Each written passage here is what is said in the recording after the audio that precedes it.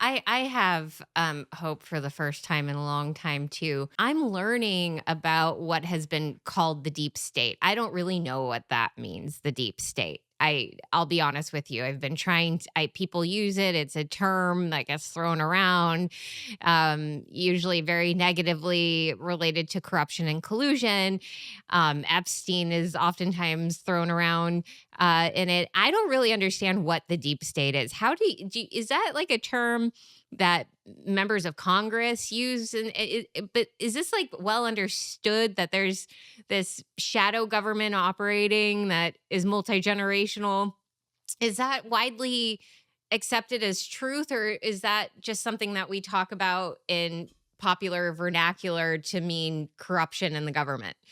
Well, as someone who never came here to be an investigator, but became an investigator because I was chairman of the investigatory committee of the U.S. Senate, you know, I investigated the deep state. It definitely exists, and it is corrupt, and it's generally from one side of the political spectrum as well.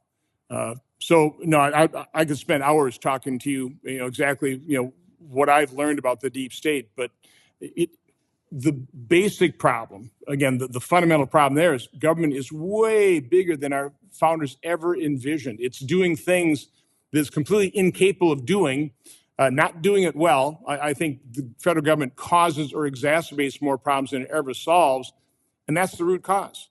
If you want to fix it, I don't think you ever root the partisan actors out of the deep state. You just have to reduce the size of the deep state. You have to reduce the size of government, the scope of government, its influence over our lives. I mean, the founders never envisioned a federal government that's going to solve your problems.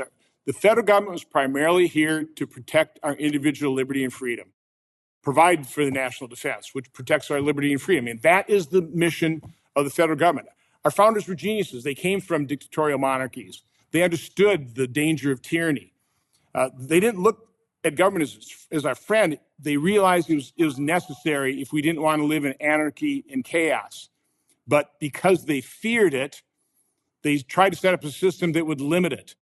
But over the 250 years, the federal government has completely escaped the constraints of the Constitution, of the enumerated powers, and now we got this big mess on our hands where the federal government's mortgaging our children's future and trampling on our freedoms.